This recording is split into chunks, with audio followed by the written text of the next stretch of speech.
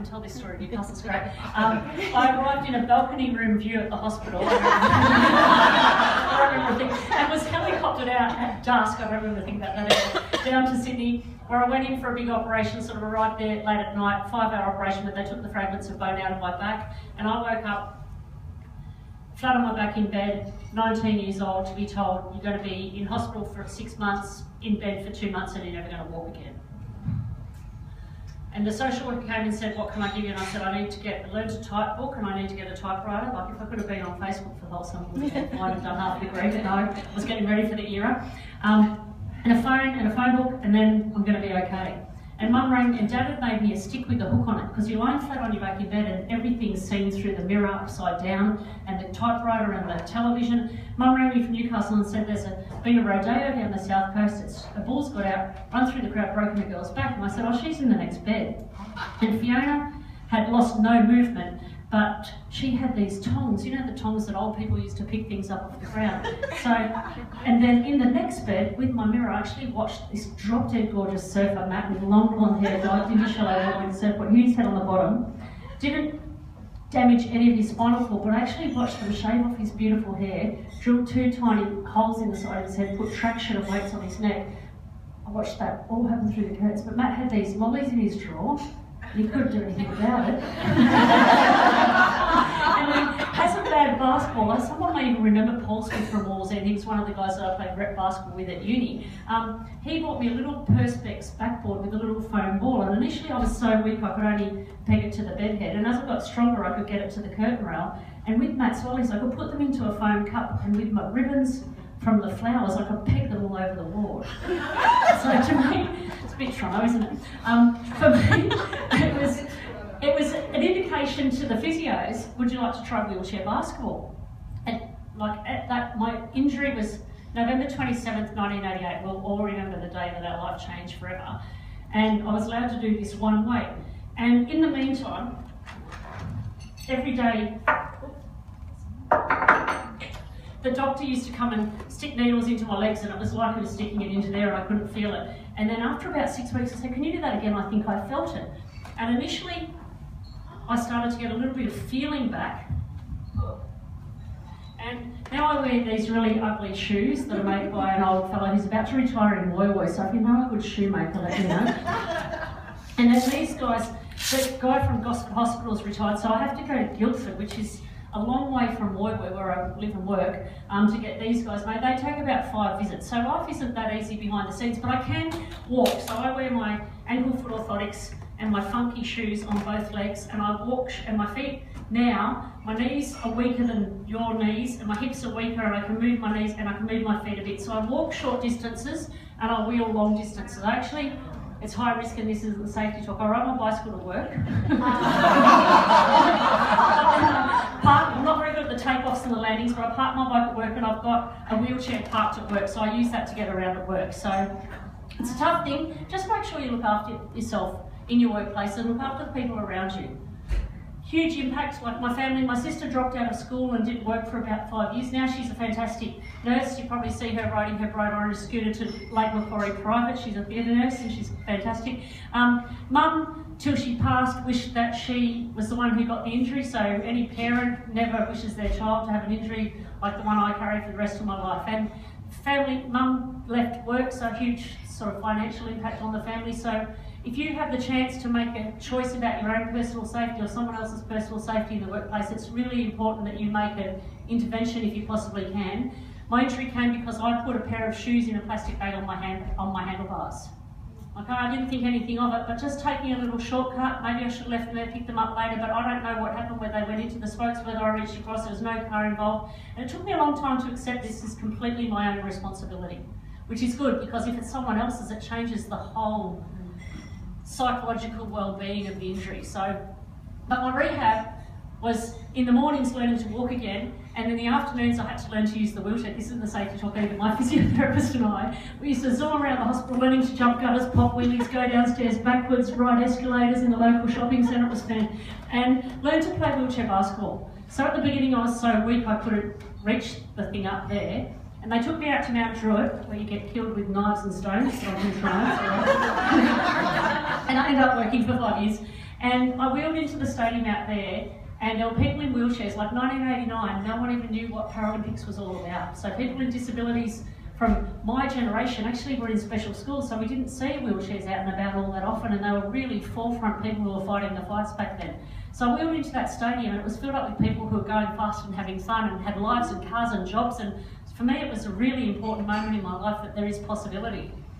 And as a basketballer, the wheelchair girls from New South Wales were so excited because I could already catch and throw, because a lot of people who have catastrophic injuries who want to get involved in sport start at age 6, and you've got to build up their skills. So selected in the New South Wales team, invited to try out for the Australian team, and I went down to the IOS and I wheeled out onto the court beside Janine Adnam, who someone may know in the crowd, but Janine played basketball with me, was a rep basketball player, and all the other Opal's tryout team were on the next court, and I just burst into tears because they were so beautiful, and I was in this horrible, ugly, chunky thing.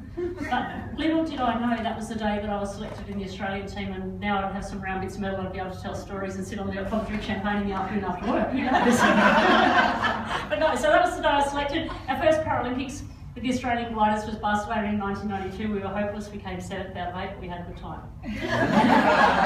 The second one was Atlanta and we came 4th, so we're getting better. And in the meantime, I'd got a job teaching. And the other thing, an impact workplace injury, you don't, like I think I was quite lucky because I was 19, and so I was still in a malleable space in my time in life. Whereas you guys, you go out and you have to go home in a wheelchair, everything changes massively and your whole identity changes. Whereas my identity was still in a formative time. So I think I went from hanging off the front of the Rainbow Warrior into law and then into teaching, because I thought that'll be handy later in life when I've got kids, and I've still got no kids. Oh, I go home at 3 o'clock and so do they, and it's great.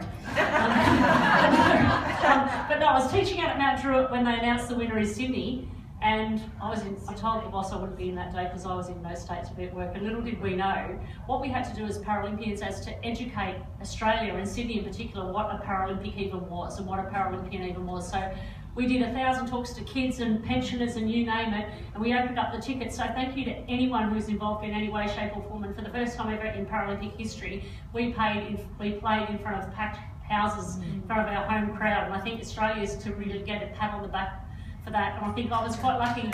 Yeah, absolutely. It's just an amazing time for the thing. I think as a result of that, to be a person with a disability involved in sport in this country, I'm certainly at the right place at the right time. And we made the gold medal game, but we didn't win. I just go a little aside. There was a big party afterwards in true Toronto style, and we had to write a letter of apology to the ANZET sponsors, so I apologise and thank any sponsors involved tonight, because there was so much wheelchair stacks on that we had to close down the ANZET tent and all go home.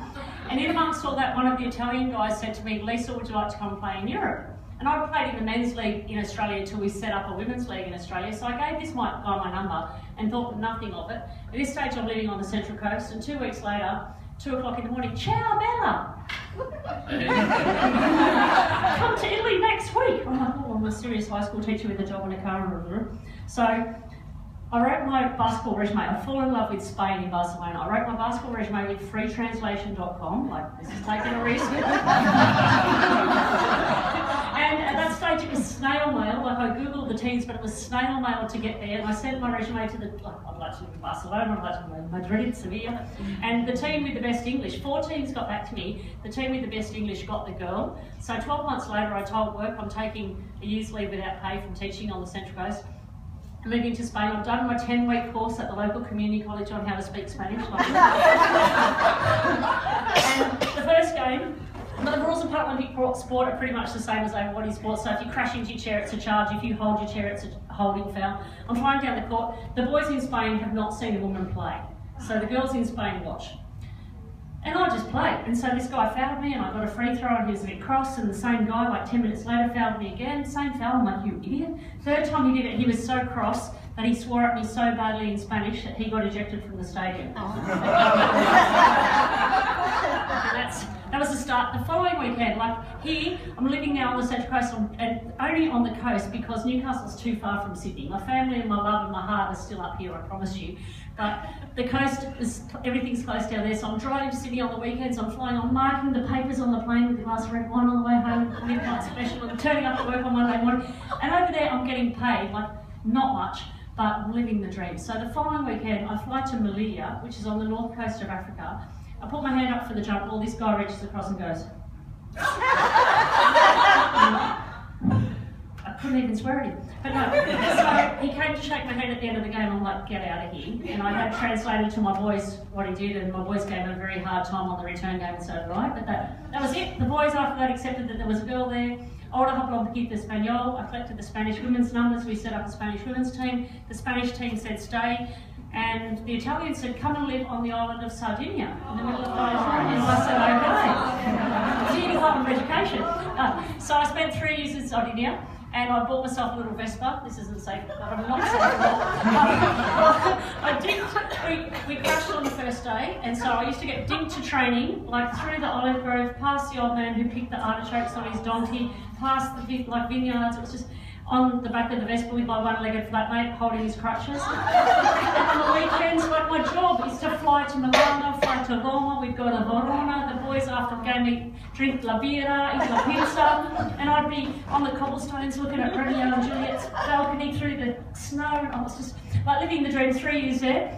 Another Paralympics, another silver medal, like we're getting there still. And I'd come home and I'd train and I'd teach a bit in the off-season, and Mum was over at Blackwell's Park, and I used to go and play on the Blackwell's Park cement tennis court with my mother, and it was lovely. But no, and then, so then I had this running joke with this guy in Paris. When you've got an all-women's team in France, I'll come and play in your all-women's team in the Paris 2nd division, and I'll play in the men's team in the 1st division. So after another silver medal and a couple of wines, he said, Liesl, you're moving to Paris? I said, okay.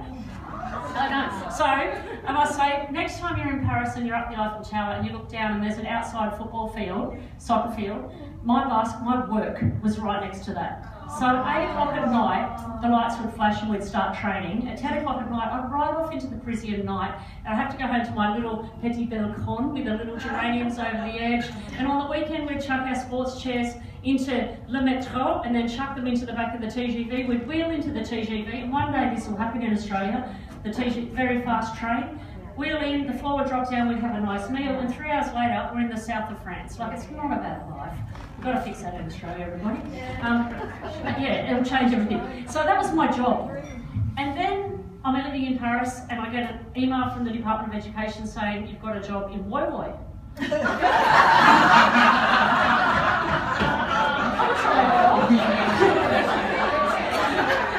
So I moved from Paris to Woy Woy. Yeah, teachers are beautiful. Like, I wheeled into the staff room already. It's a little bit awkward. There's a teacher in a wheelchair, and I could speak better French than the French teacher. No, and where are you from? And I said Paris. I'm like, you can see, like, is that near Bathurst? I'm like, and my learning curve from living and loving and living in Europe every day and learning language has gone a little bit flatter. And there's an email from Sailors with Disabilities, which is a charity with a 54-foot yacht that takes people with disabilities sailing on Sydney Harbour nearly every day of the year, saying, would you like to try out for a spot on the Sydney to Hobart? I'm like, no way, that's dangerous, you get killed. 2 weeks later, and you guys know, it's all about the marketing. Would you like to go for a twilight sail on a 54-foot yacht on Sydney Harbour? So down I go, and I almost get a little heartbeat special thing there. Wheeled down the wharf. The CYC is not quite the same as the Toronto Yachty. I wheeled down the wharf, and it felt like I was coming home. It felt like the wharves, like, just this is where I belong, this is how I grew. Every single day I walked the dog out the front of the house at Coal Point, along the shores of Macquarie. I went on the wharf side. I thought every kid had to go fishing before school till I was about 15 and realised that wasn't okay. But it felt right. And so I get to the wharf and they say, how does it feel to be trying out? And I'm like, I'm so not. We come out through the heads and we come back in. I said, what do I have to do? And basically I spent the next 3 months pushing people with disabilities off the boat, so I got, no, not I was selected to go to Hobart in 2009, and they made a documentary called Disable-Bodied Sailors. And Dan Fitzgibbon, who is a Paralympic sailor, he had an accident off a wharf, possibly on the way to Olympic glory, into shallow water, hit his head on the bottom, and he actually remembers the water coming up, the tide coming up around his face, as he knew that nothing would ever be the same. Dan is a quad. We lift him onto the boat, we strap 2 hands onto 2 steering poles. It's a 2-person boat called a Scud 18, which is a bit like an 18-foot skiff, and I sit in front of Dan and I trim the sails, so we've got a jib, a mainsail, and the big Australian flag out the front, which is a spinnaker. So Dan saw the documentary, us going to Hobart, rang me and said, well, I'd go for a sail on this Paralympic boat. And in my head, I had this little baby thought of possibly Rio 2016. I went and met Dan. We sailed our first We sailed together, we broached twice, which is like falling over and it's not okay. But I'm having the time of my life, and we came back to the wharf. It was December 26th, it was the day I said goodbye to the Hobart the following year, because I've been at the basketball world champs. He said, do you want to come to Miami next week? And I said yes, it was school holidays. I went to Miami, like, you don't even want to know the story about Miami, but anyways. and no money, but that's all right. No, I found this place to stay, and I came back to the posh yacht club, and the guy said, where are you staying? And I said, oh, down Gravett Avenue. And he said, past the yacht club. Oh no, past the post office. I said, way past the post office. And he said, you need a weapon. No, you need 2 weapons to be staying. I said, thanks, Trono. Completely fine. We won our first 3 regattas together, and against the best Paralympic sailors in the world, and that was when, okay, I went back to the AIS as a basketball, and they said, Liesl, what are you going to do? I said, well, I'm a basketball. And they said, well, you've got a chance at having a go at sailing. So that was the beginning of 2011, and I basically spent every single weekend on the water and every single school holidays. Instead of at the Daggy basketball stadiums of Birmingham and Atlanta, I'm in the exotic south of France and sailing the glorious places of the world and tuning my skills that I learned as a youngster just over the water and putting my sporting sporting passion into the sport of sailing. And Dan and I won our first gold medal in London in 2012 and backed that up in Rio in 2016. So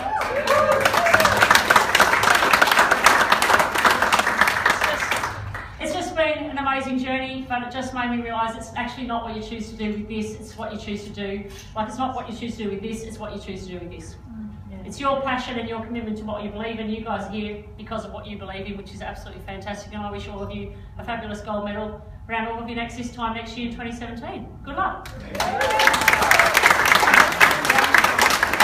And one little advertisement for small business and big business in Australia or in New South Wales, we're part of the Paralympian Work Cover Speakers Program. It's getting revamped into the iCare Speakers Program, but we're actually free to come and talk. There's a whole bunch of people with disabilities, mine's the only non-workplace injury, who come and talk to your employees about looking after themselves. Like, okay, don't let this happen to you, with the Paralympic glory story on top of it. So have a look, Google it, and maybe I'll send the link and you can send it out. But no, it's available to everybody, because realistically we don't want more people in wheelchairs or amputees or whatever from workplace or road or whatever injuries in life. So most of all, have a happy and safe Christmas. Thank you.